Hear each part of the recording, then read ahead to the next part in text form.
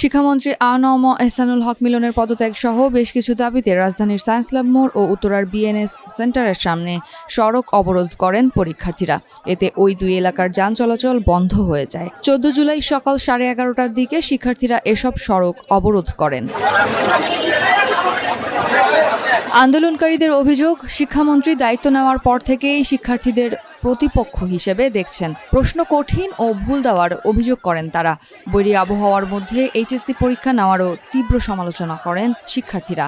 আমরা চাই মিলনের পদত্যাগ হোক, আমরা তার মতো শিক্ষামন্ত্রী চাই না। কজ তিনি আমাদের কোশ্চেন প্যাটার্ন করছে, যেখানে একটা কোশ্চেন প্যাটার্নে 6 থেকে 40% কোশ্চেন ইজি থাকে যাতে আমরা পাস করতে পারি, বাট এমন কিছুই ছিল না। আমরা কোশ্চেন হাতে পাওয়ার পর দেখি আমরা কিছুই পারি না।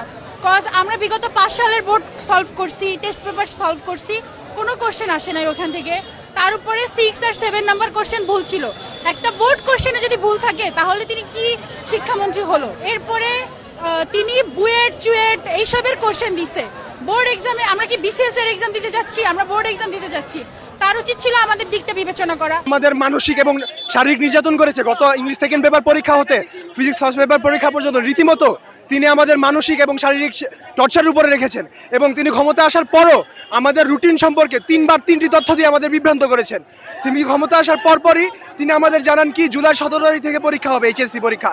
তারপর আমরা জানতে পারি কি জুনের 7 তারিখে সেটি নেওয়া হয় এবং জুনের 7 তারিখ থেকে পরে সেটি আবার জুলাইয়ের 2 তারিখে নেওয়া হয়। রীতিমতো বিভ্রান্তিকর তথ্য দিয়েছেন তিনি আমাদের। এবং আমরা রাস্তায় ডুবে ডুবে পরীক্ষা দিতে যাই, তার কোনো চিন্তাই নাই। আমরা অবরোধ করছি। আমি একটা এইচএসসি স্টুডেন্ট, আমার এক্সামের কোশ্চেন খুবই বাজে হচ্ছে। আমরা 10 বছরে যে বোর্ডে যেরকম কোশ্চেন সিমিলারের মধ্যে কোনো টাইপের মধ্যে আমাদের কোশ্চেনগুলো পড়তেছে না। সে কারিকুলাম স্ট্যান্ডার্ড না করে সে প্রশ্ন স্ট্যান্ডার্ড করতেছে, বাজে পরিমাণে কোশ্চেন করতেছে। আমরা যদি জিনিসগুলো নাই শিখে আসি, আমরা কী হিসাবে এই কোশ্চেনগুলোতে পরীক্ষা দিব বা কিভাবে বুঝে পরীক্ষা দিব?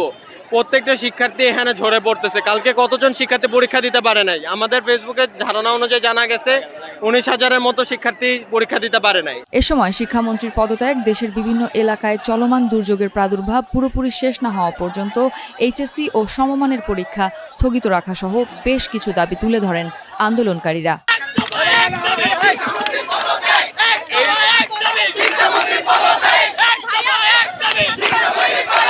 আমাদের আন্দোলনের দাবিগুলোর মধ্যে ছিল প্রথমত, যতদিন বৈরী আবহাওয়া বিরাজ করবে ততদিনের জন্য এইচএসসি পরীক্ষা স্থগিত করতে হবে। দ্বিতীয় দাবি হচ্ছে, গতকালকে ফিজিক্স এবং অ্যাকাউন্টিংয়ের মতো 2টা গুরুত্বপূর্ণ পরীক্ষা অনুষ্ঠিত হয়েছে। অনেকেই এই গুরুত্বপূর্ণ পরীক্ষা অ্যাটেন্ড করতে পারেনি। যারা অনুপস্থিত ছিল তাদেরকে এক্সাম দেওয়ার সুযোগ করে দিতে হবে। তৃতীয়ত, যারা এক্সামে উপস্থিত হয়েছে তাদেরও অনেকে সঠিকভাবে পরীক্ষাটা দিতে পারেনি, অনেক বাজে পরীক্ষা হয়েছে, তাদেরকে এমসিকিউ এবং সিকিউ মিলিয়ে পাস দিতে হবে। আর যদি সেটা দেওয়া না হয় তাহলে তাদেরকে আবার এক্সাম দিতে হবে। এদিকে আন্দোলনরত শিক্ষার্থীদের সঙ্গে কথা বলেন ছাত্রদলের সাধারণ সম্পাদক নাসির উদ্দিন নাসির। তিনি শিক্ষার্থীদের সরকারের সঙ্গে আলোচনা করার জন্য আহ্বান জানান। বন্যার কারণে যে বিভিন্ন অঞ্চলে বৃষ্টিপাত হচ্ছে, বন্যা হচ্ছে, সেটার জন্য আপাতত সাময়িক সময়ের জন্য পরীক্ষা স্থগিত। সেটা তো গতকাল বাংলাদেশ জাতীয়তাবাদী ছাত্র দলের পক্ষ থেকেই করা হয়েছে। সুতরাং এটা তো একই দাবি, এই দাবির বিষয়ে তো আর কোনো আমাদের মতভেদ নাই। এর বাইরে ওনারা 2-একটা বিষয় বলেছে, সেগুলো তো একটা টেকনিক্যাল বিষয়, যে কোশ্চেন সহজ হচ্ছে নাকি কঠিন হচ্ছে, এগুলো তো আর আমরা এখানে জাজমেন্ট করতে পারবো না। এগুলো হচ্ছে যারা এক্সপার্ট, শিক্ষক, বোর্ডের চেয়ারম্যান, ওনারা ঠিক করবেন। ওনাদের যদি কোনো যুক্তি থাকে সেটা বসে আলাপ করে সিদ্ধান্ত নেবে যে কী করবে। আর গতকাল আপনারা দেখেছেন যে ফিজিক্স পরীক্ষাতে যে 2টি কোশ্চেনের বিষয়ে সমস্যা হয়েছে, ইতিমধ্যে মন্ত্রণালয় থেকে আন্তঃবোর্ড থেকে এটির বিষয়ে বিবৃতি দেওয়া হয়েছে। আমি মনে করি ওটা ওইখানে সমাধান হয়েছে। এর বাইরে যদি কোনো যুক্তি থাকে সেটি আমি মনে করি আলাপ আলোচনার মাধ্যমে সমাধান হবে। এখানে কোনো বাড়তি কোনো জটিলতা নেই।